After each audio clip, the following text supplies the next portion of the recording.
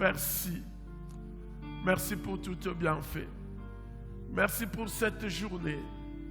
Merci pour mon frère. Merci pour ma soeur. Merci pour tes bienfaits, ô Éternel. Que tu règnes à jamais. Frères et moi, merci. On va nous lire la parole de Dieu dans Colossiens chapitre 1er verset 9. Colossiens chapitre 1er verset 9.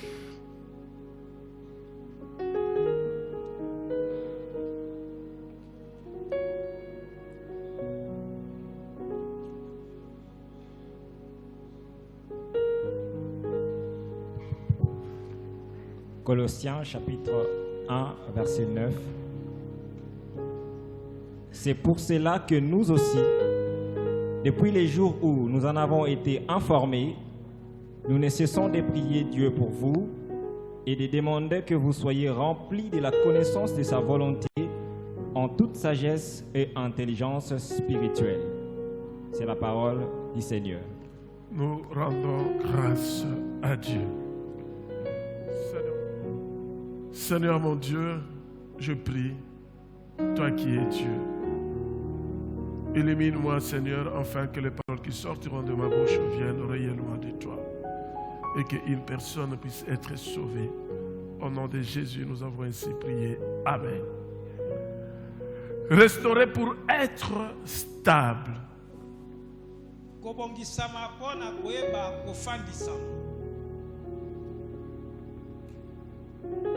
Très bien.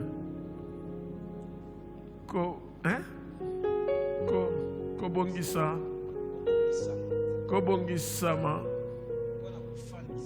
pona kofandisama. Alléluia. C'est que quelqu'un qui est stable, c'est quelqu'un qui est assis.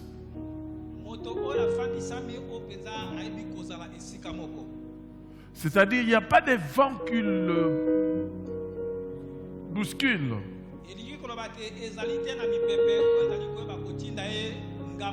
Si y a un bruit à droite, tu le vois aller à droite.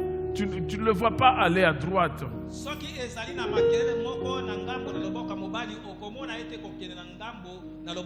À gauche, vous ne pouvez pas le voir. Donc c'est quelqu'un qui est vraiment stable, qui n'écoute que Dieu et faire la volonté de Dieu. Vous savez, il y avait une période dans ma vie, je devais faire quelque chose. Et nous avons un groupe d'amis avec qui nous avons étudié à l'université.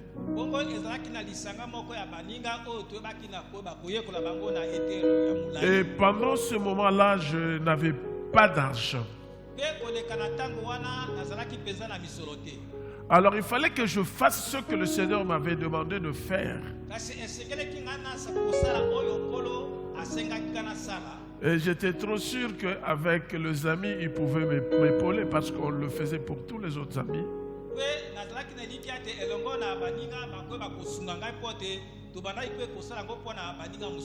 Et pour moi, ils ont dit non. Tu dois renoncer à ce que tu veux faire d'abord. Et ce n'est que lorsque nous allons te demander de le faire, ce n'est qu'à ce moment-là tu vas le faire et que nous allons te donner de l'argent.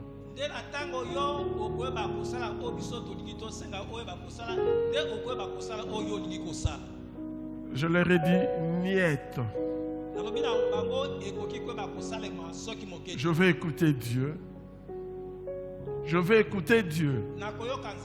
Et pas les hommes que vous êtes. Quels que soient vos millions,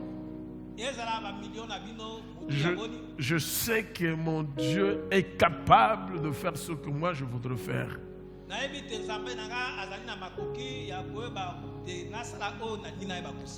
Amen. C'est quelqu'un qui est stable. Qu'on ne peut pas le désorienter. il veut faire quelque chose. Les gens disent n'importe quoi. Parce que les gens parlaient, il change. Celui-là n'est pas stable. Restaurer pour être stable. C'est l'apôtre Paul qui nous dit ici, dans cette lecture. Dans ma version, j'aime bien Darby. Aussi, depuis les jours où nous avons entendu parler de vous, nous aussi, nous ne cessons de prier Dieu pour vous.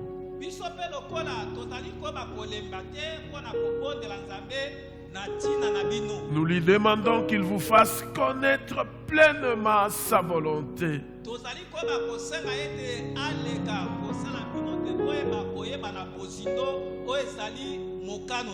Si c'est ta Bible, tu soulignes pleinement sa volonté.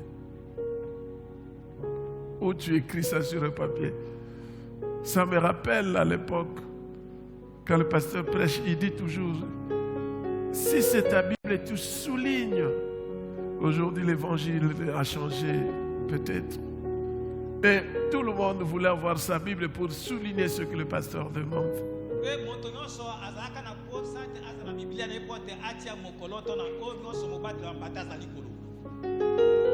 En vous donnant par le Saint-Esprit une entière sagesse. Et tu le soulignes, sagesse.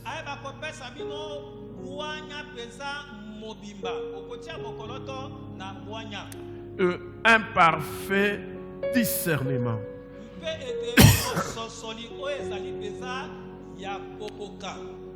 Notre thème, il y a deux mots.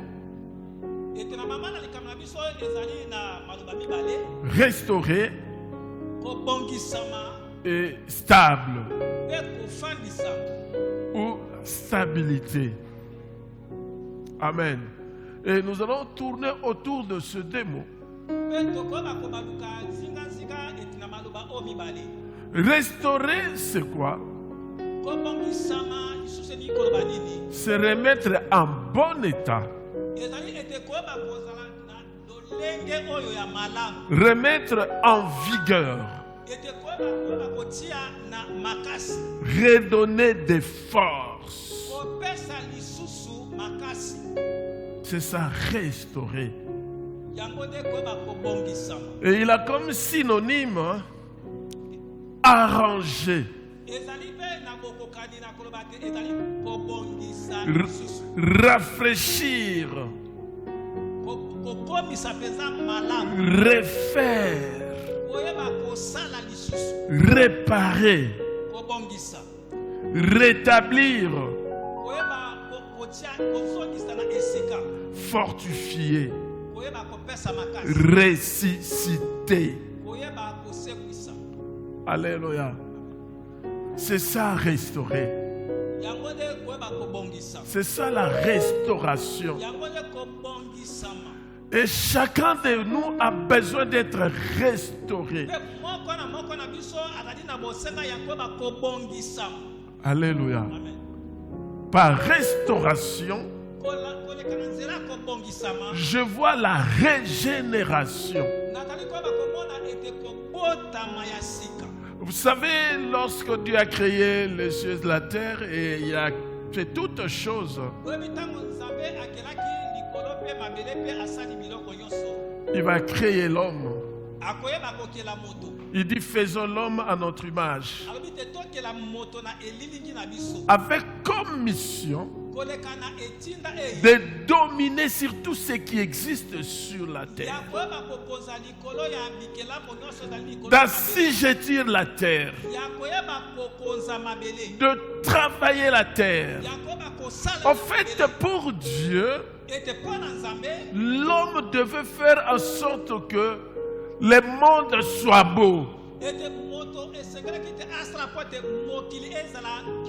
Lui n'avait mis que des bases.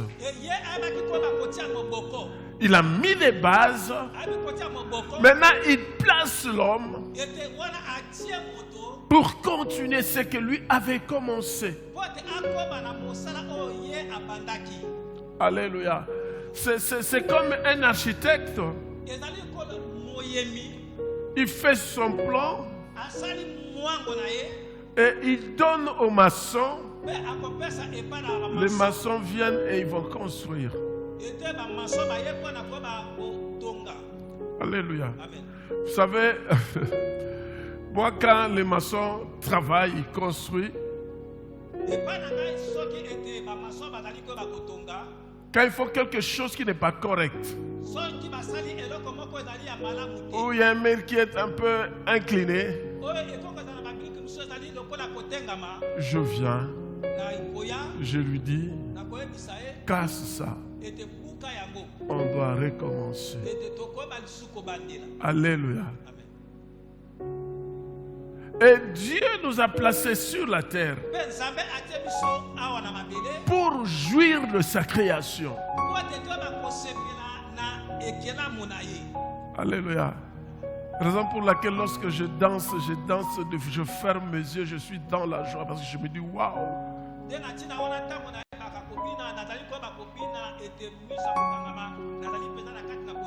Je regarde la création.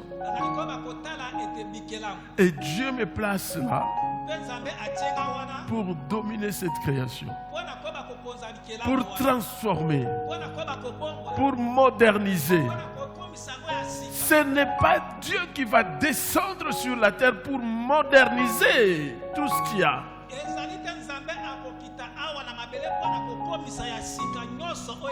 Ben, c'est l'homme. Voilà pourquoi l'homme a besoin de la sagesse de Dieu pour qu'il soit capable de faire les choses telles que Dieu veut. Alléluia. Voilà pourquoi l'apôtre Paul dit, nous demandons à Dieu qu'il vous fasse connaître pleinement sa volonté.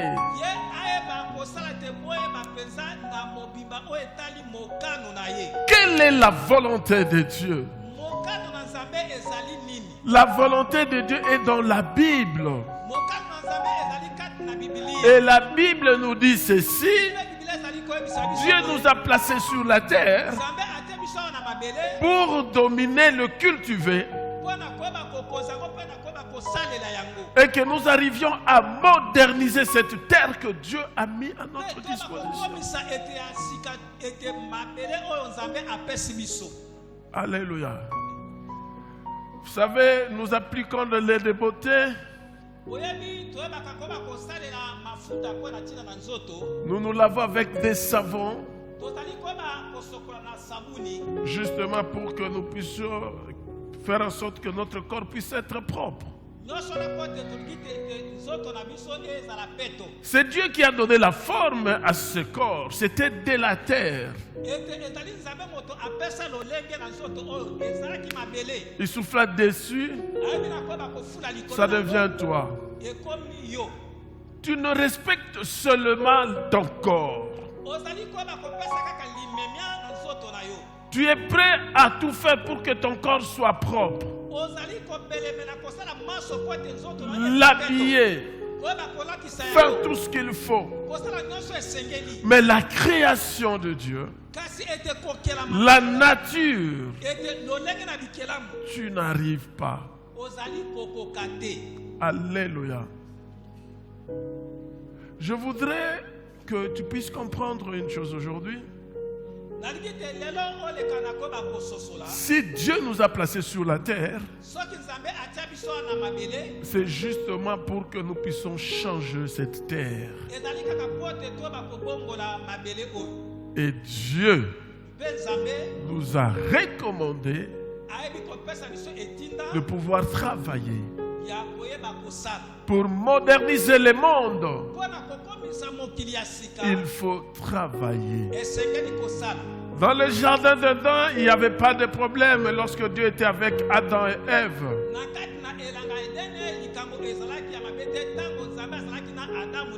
Il n'y avait pas de problème. Ils étaient là. Dieu venait. Je suis en train d'imaginer. Deux fois Dieu venait. Deux fois. Oui. Et Adam lui dit, Seigneur, tu vois cette fleur? Le matin, j'ai arrosé cette fleur. Comment tu trouves? Je pense que je voudrais encore de l'autre côté mettre encore de fleurs là-bas.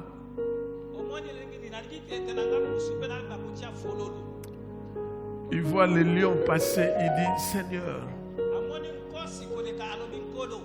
c'est moi qui ai donné les noms de ces lions. Oh, qu'il est beau, Seigneur. C'était de l'harmonie entre Dieu et l'homme. Mais le péché est venu nous séparer de Dieu. Alléluia. C'est comme ça que Dieu nous a fait sortir du jardin.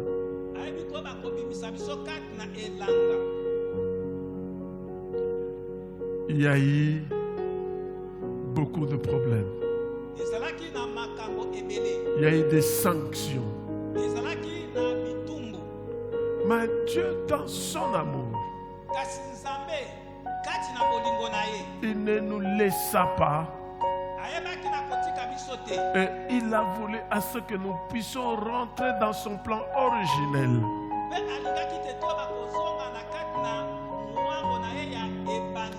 En fait, si nous ne pouvons pas rentrer dans le plan originel de Dieu,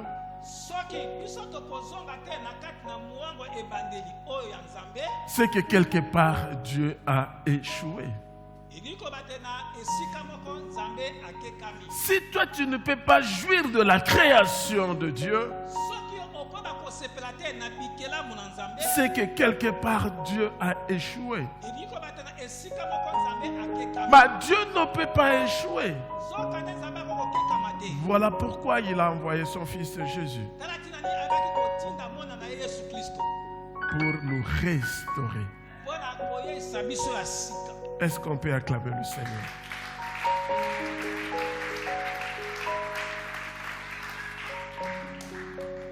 Pour nous arranger, nous refaire. Alléluia. Nous ressusciter, nous fortifier. Nous rétablir. Nous rétablir. Nous mettre dans la position où nous devons continuer à dominer et à jouir de la création de Dieu.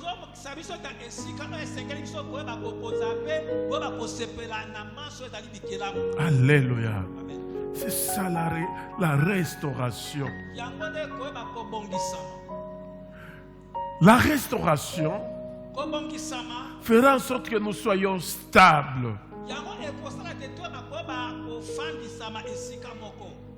Être stable, c'est être fixé solidement. Être assis, équilibré. Alléluia. Fixe,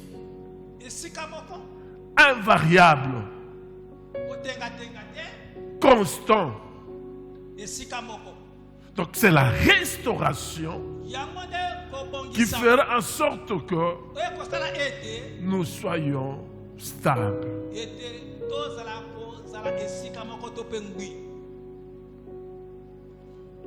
L'image de Dieu que nous avons eu à perdre Par Jésus-Christ, nous avons la restauration totale. Totale de notre vie sur cette terre. Alléluia. Voilà pourquoi Jésus-Christ a reçu la mission. La première mission de Jésus-Christ était de nous restaurer en nous récréant. Alléluia. La Bible dit dans Jean chapitre 20, verset 22. Et ayant dit cela, il souffla en eux et leur dit, recevez le Saint-Esprit. Alléluia. Lorsque nous rentrons dans Genèse, dans la création,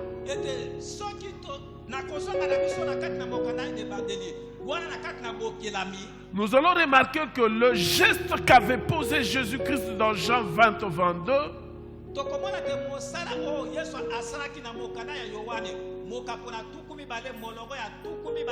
c'est le travail qu'il avait fait dans Genèse. Dieu prit la terre, il donne la forme et souffla sur la terre. Et la terre qu'il avait donné la forme devient un humain. Alléluia. Je voudrais te dire que toi qui es né de nouveau, tu es entré dans le processus de la récréation.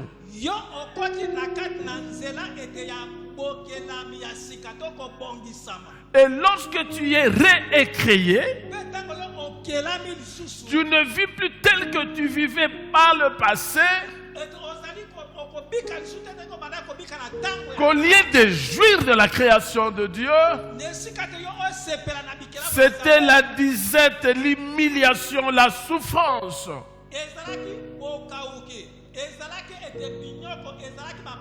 Mais dans la récréation, nous devons être stables et équilibrés. Alléluia. Celui qui habite sous l'ombre du Très-Haut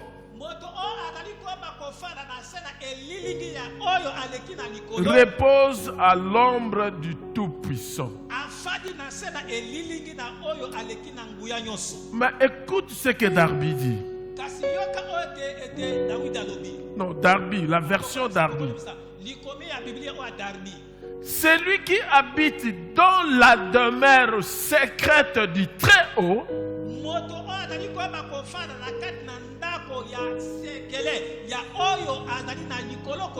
logera à l'ombre du Très-Haut. Alléluia. Amen. Ce qui veut dire quoi? Cela veut dire quelqu'un qui est restauré et qui habite dans la demeure secrète de Dieu est stable. Alléluia. Je voudrais que notre intelligence puisse travailler. Je voudrais que nous puissions renouveler notre intelligence. Tu dois te poser la question de comprendre pourquoi moi je oscille à chaque moment.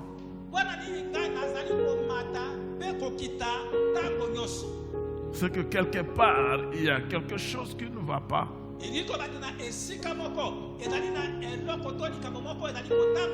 Or, la source de la vie, c'est en Jésus-Christ. En tant qu'enfant de Dieu, tu ne peux que revenir pour demander à Dieu Seigneur, est-ce que j'ai été restauré ou pas?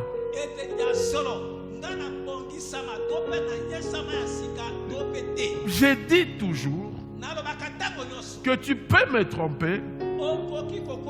Tu peux tromper ton voisin, ta voisine, ton entourage. Mais tu ne peux pas te tromper toi-même.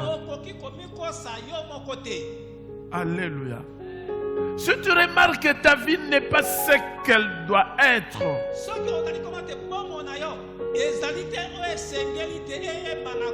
il faut que tu te remettes en cause pour enlever les épines qui sont là, pour que la parole puisse prendre place et donner des fruits. Alléluia. Amen. Là, ta vie c'est toi. Ta vie c'est toi. Contrôlé par Dieu. Ce n'est pas un homme. Ce n'est pas un pasteur. Mais c'est Dieu et toi. Il faut qu'à chacun de nous,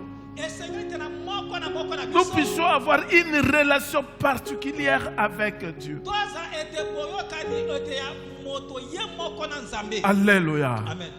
Moi, votre pasteur, j'avais fait des années où je priais, je disais au Seigneur, pourquoi Paul a eu une relation particulière avec toi? Tu l'as visité sur le chemin d'Emmaüs. Je vois les occultistes parler de lumière. Or, la vraie lumière, c'est toi. Pourquoi moi, je ne peux pas expérimenter cette lumière? C'était ma prière. Et je disais tout le temps à Dieu. Jusqu'à ce que je fus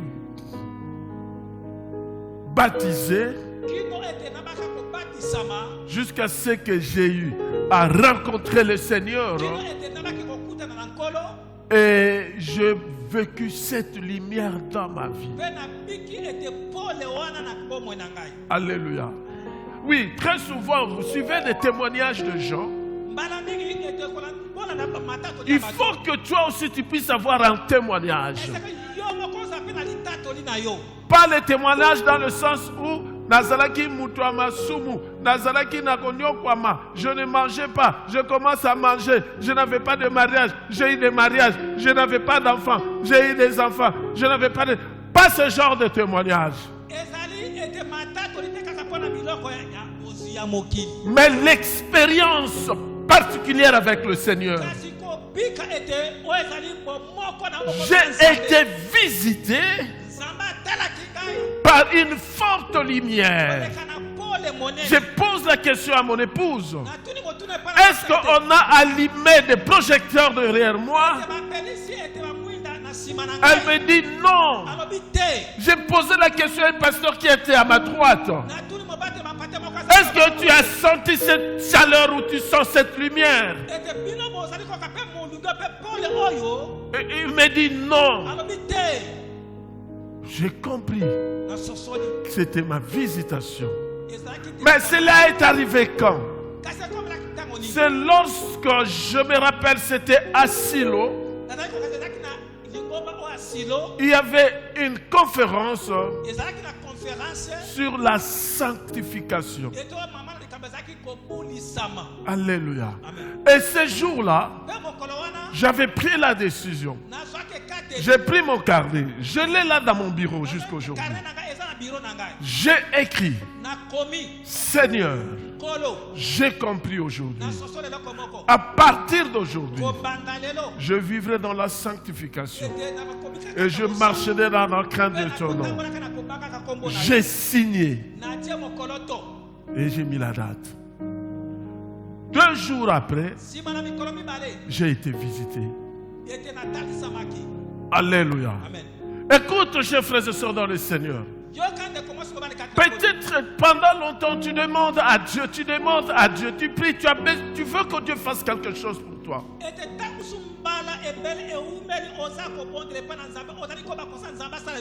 Est-ce que tu as déjà pris la décision? La sagesse de Dieu t'amène à prendre une bonne décision.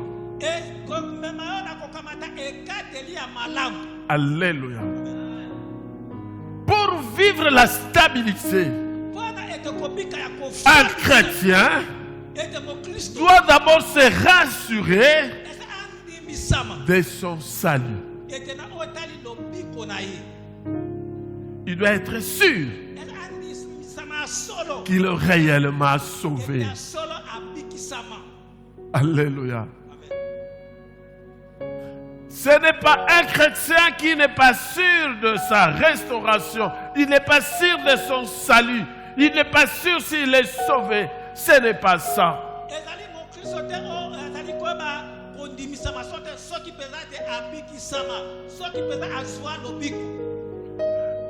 Tant que tu vis dans le doute par rapport à ton salut,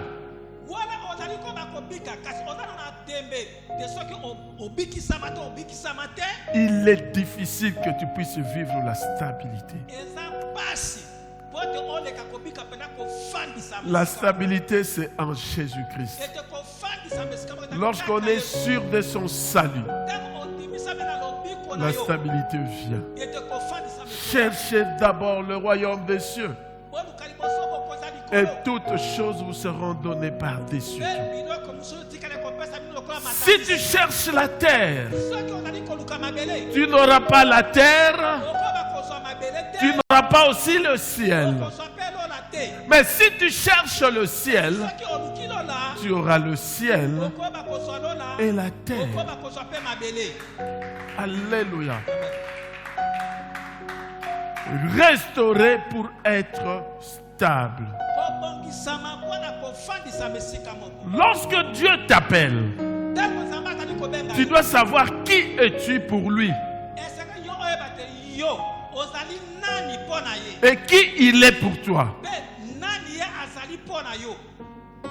Alléluia. Nous sommes au niveau de la restauration. Lorsque Dieu t'appelle, tu dois d'abord savoir qui il est pour toi. Et toi, tu es qui pour lui? C'est très important. La stabilité demande de l'équilibre. Qu'est-ce que Dieu fait pour toi? Et qu'est-ce que toi tu fais pour Dieu? Alléluia. Qu'est-ce que je fais pour l'Église? Qu'est-ce que l'Église fait pour moi? Lorsque tu comprends cela, sache-le que la porte de la stabilité t'est ouverte. Même Jésus-Christ lui-même, avec le disciple, il leur posa la question: qui dites-vous que je suis? L'histoire, c'est dans Marc chapitre 8, verset 29. Qui dites-vous que je suis? Parce que Jésus-Christ avait remarqué que la population ne savait pas ce que lui était réellement. Et ce que eux étaient pour lui. Voilà, il posa la question. D'abord, il a posé dans la foule. Il dit: ah, tu es Jean-Baptiste. Quelqu'un qui dit déjà que Jésus est Jean-Baptiste, il est à gauche. C'est comme il y a certains frères qui m'ont dit, lorsqu'ils sont allés évangéliser, ils posent la question à quelqu'un qui se dit vraiment chrétien, enfant de Dieu, né de nouveau: Jésus-Christ est où? Il dit: il est à sa droite.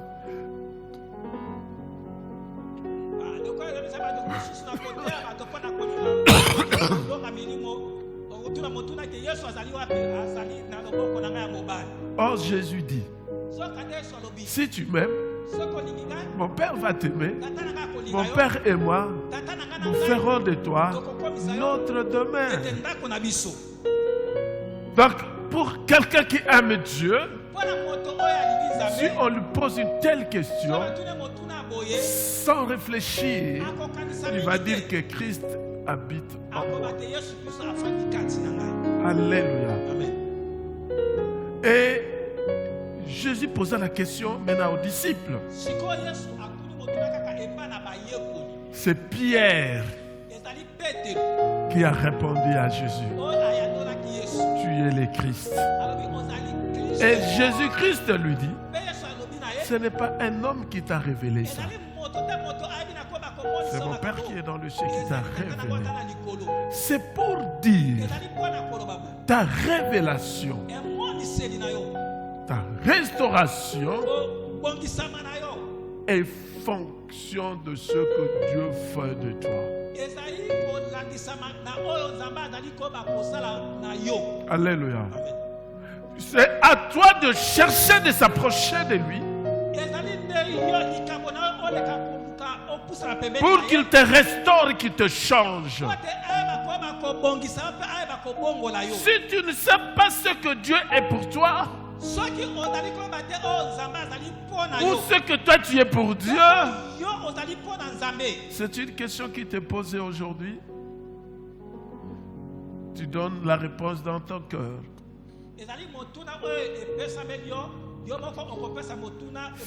Ça va t'aider de sortir de ce gouffre affreux. Lorsqu'on est restauré, il faut être sûr que Dieu est avec moi.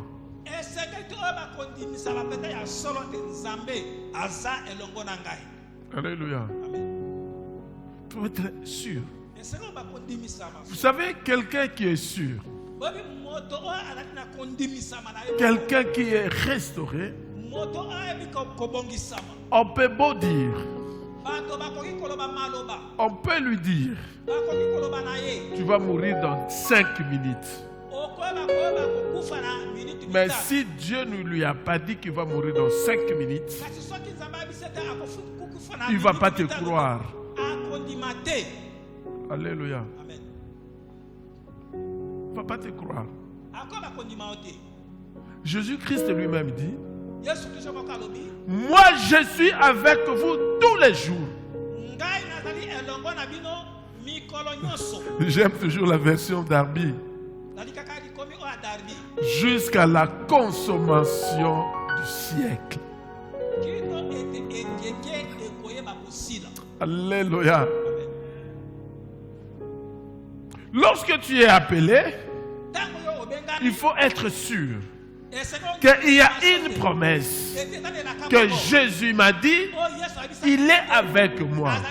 Même lorsque je suis dans la vallée de l'ombre de la mort, je ne crains rien parce que je sais que Jésus-Christ m'a dit, il est avec moi. C'est-à-dire les hauts et les bas dans le sens de la vie de souffrance ne te dérangera pas.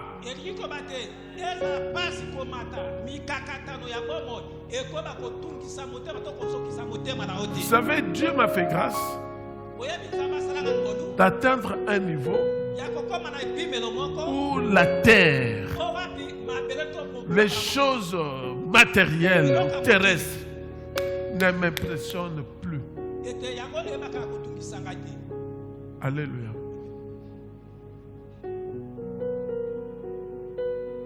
J'ai atteint ce niveau-là. C'est comme ça, des fois, que mon épouse me dit, waouh, yo, ou qui parano il se sautait. Alléluia. Alléluia.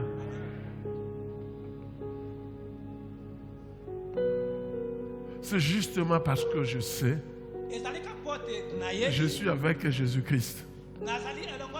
Tu peux prendre ça aujourd'hui, demain Christ va me donner.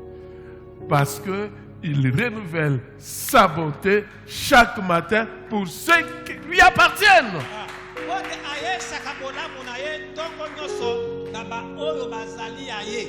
Alléluia. Amen. Acclamons Jésus.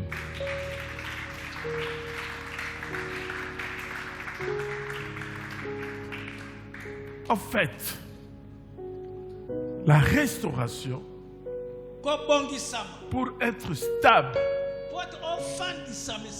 passe par la crainte de Dieu. Et la Bible nous dit, la crainte de l'Éternel est le commencement de la sagesse.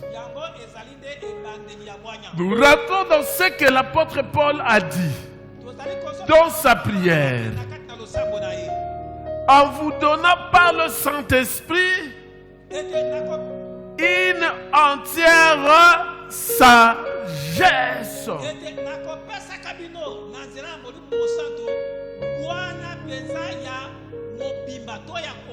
Or, pour avoir cette sagesse, il te faut la crainte de Dieu. Proverbe 9, 10. Et cette sagesse commence par une relation personnelle avec Dieu.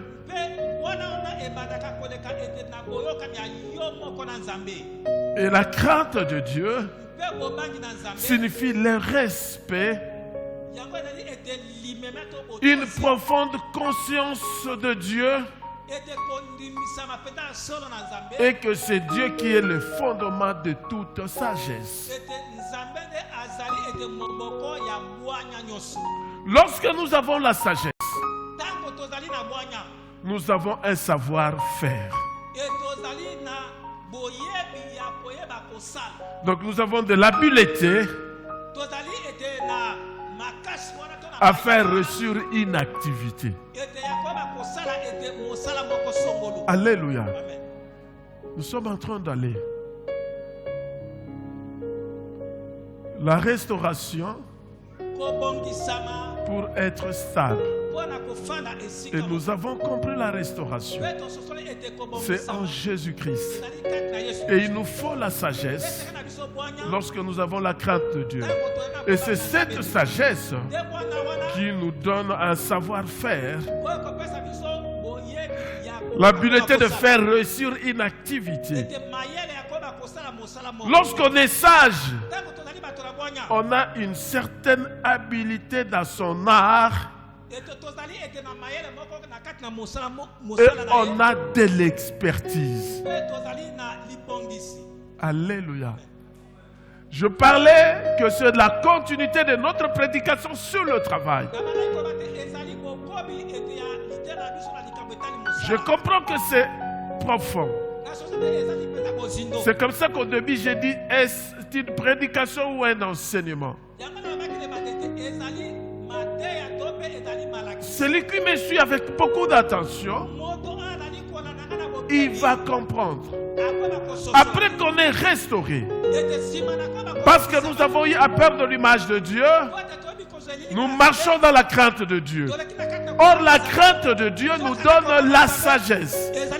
Mais maintenant, c'est avec cette sagesse que nous allons vivre la stabilité. C'est cette sagesse qui va nous amener à la stabilité. Parce que quelqu'un qui est stable, c'est quelqu'un qui a un savoir-faire. Or, pour le travail, il nous faut un savoir-faire. Pour ton commerce, il te faut un savoir-faire. Pour tes activités, il te faut un savoir-faire. Pour ton entreprise, il te faut un savoir-faire. Or, le savoir-faire est une conséquence de la crainte de Dieu qui nous donne la sagesse.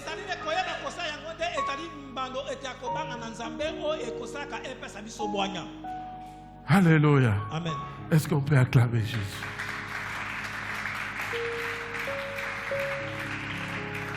Lorsqu'on a la sagesse, nous avons la qualité et l'expertise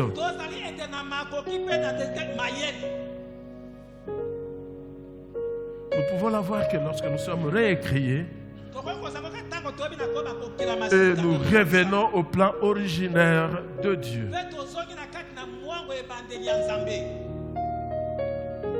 La sagesse, c'est un attribut de Dieu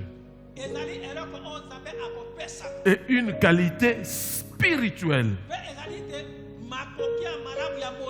Nous savons tous que la sagesse, c'est un don du Saint-Esprit. Or, vous le savez, je vous ai dit dans cette église, tout le monde, lorsqu'il est né, a des capacités. Et les capacités que tu as peuvent devenir des dons lorsque tu mets ça au profit de Dieu. Alléluia. Amen. Je prends un exemple. Daniel a la capacité de jouer à la guitare. Gustave, la capacité de chanter. Je ne dis pas d'abord que c'est un don. Ce sont des capacités qui deviennent des dons lorsque on met ça au profit de Dieu. Maintenant, lorsque ça devient un don, c'est comme ça que tu vas remarquer le surnaturel jouer son rôle. Tu dors la nuit, tu vois les chansons qui sont en train de venir. Alléluia. Parce que tu as mis à la disposition de Dieu tes capacités. Alors, lorsque nous disons que la sagesse, c'est un don, tu as un projet, tu écris ton projet, lorsque tu dors, Dieu commence à te parler. Commence à te parler. Voilà comment il faut le faire. Voilà ce qu'il faut faire. Voilà. Alléluia. Je prends l'exemple du pasteur Claude. Le dimanche, il nous a dit, il travaillait quelque part. Il a quitté. Il n'avait plus de travail. Quelqu'un l'appelle pour l'apprendre à faire quelque chose. Il est allé vers cette personne-là. Il s'est humilié. Il a commencé à le faire. Au bout d'un temps, parce qu'il travaillait avec Dieu, avec la sagesse de Dieu, Dieu commence à lui dire ce qu'il devait faire. Parce que je me rappelle ce jour-là, lorsqu'il était encore dehors, avec sa petite table, je passe, le Saint-Esprit me dit, va chez cette personne-là. Je dis non, il est trop jeune. Je ne peux pas aller vers lui. Il insiste, vas-y. Je m'arrête, je rentre vers lui. On parle. Il fait le travail qu'il devait faire pour moi. Le Saint-Esprit me dit que c'est mon serviteur. Je lui pose la question, tu es serviteur de Dieu? Il me dit oui. Je lui ai dit, à partir d'aujourd'hui, sache-le que ta vie change. Alléluia. Amen. Tu ne resteras plus ici. Tu auras une maison pour toi. Et aujourd'hui, si tu vas le chercher, il n'est pas dehors. Il est dedans. Amen. C'est avec ça qu'il s'est acheté sa voiture. C'est avec ça, aujourd'hui, il n'est pas locataire.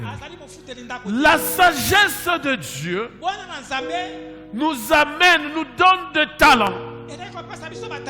Et il nous parle pour pouvoir discerner le bien et le mal. Alléluia. Si je rentre encore chez l'apôtre Paul dans sa prière,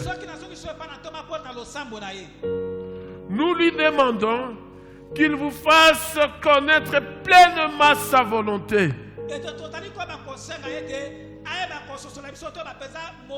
Et un parfait discernement. Lorsqu'on est dans la sagesse de Dieu, on sait discerner, on sait distinguer, on n'accepte pas n'importe quoi, on ne s'associe pas avec n'importe qui, on n'écoute pas n'importe qui, parce que tu as le discernement. Alléluia. Est-ce que nous pouvons acclamer le Seigneur?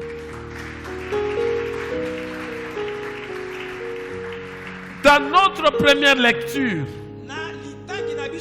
nous avons lu dans 1 Roi chapitre 3 verset 9. Salomon demande la sagesse à Dieu. Voilà ce qu'il dit.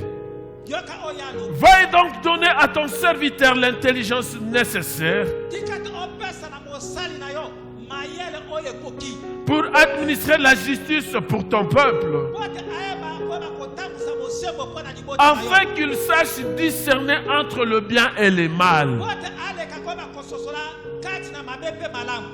Je m'arrête jusque-là. Et dans le verset 12, écoute la réponse de Dieu. Voici, je fais selon ta parole. Voici, je t'ai donné un cœur sage.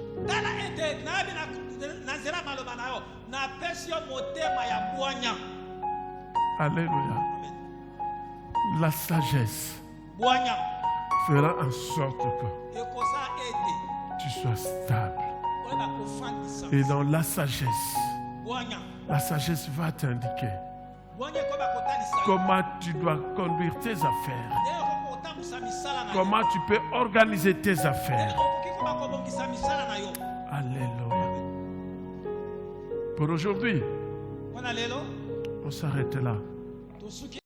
Nous allons continuer cette prédication où nous allons parler de la stabilité.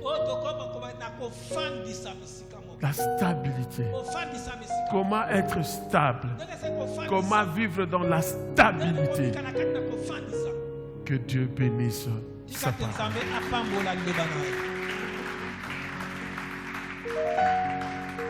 Nous allons incliner nos têtes dans la prière. Selon que tu as compris le message, Salomon a demandé à Dieu qu'il lui donne le discernement, qu'il arrive à être capable de distinguer le bien et le mal, pour être capable d'administrer. Mais Dieu lui dit, parce que tu as demandé cela, je te donne la sagesse que qu'aucune personne sur cette terre n'a jamais eu. Et au-delà de là, je te bénis, je te donne la richesse. Prie.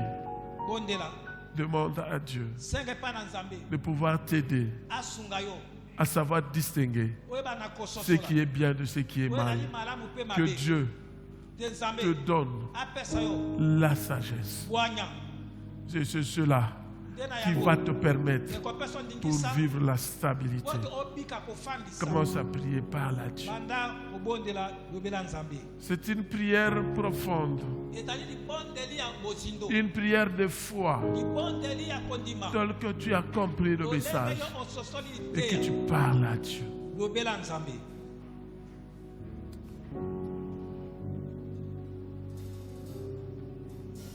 Seigneur mon Dieu, écoute la prière de tes enfants. Ils sont venus à toi. Je te demande, Seigneur, la sagesse pour qu'ils soient stables. Tu les as restaurés. Tu avais déjà choisi Salomon. Salomon était déjà avec toi. Il était celui que tu avais choisi. C'est toi qui l'avais appelé. Mais il manquait une chose. Tu lui avais donné ce qu'il manquait, la sagesse, qui lui a permis d'être ce qu'il était, de pouvoir conduire ton peuple, et qu'aujourd'hui, tout le monde parle de lui. Nous te prions, Seigneur, exauce la prière de tes enfants, la prière de ton peuple, et donne-leur la sagesse. Au nom de Jésus, nous avons ainsi prié. Amen.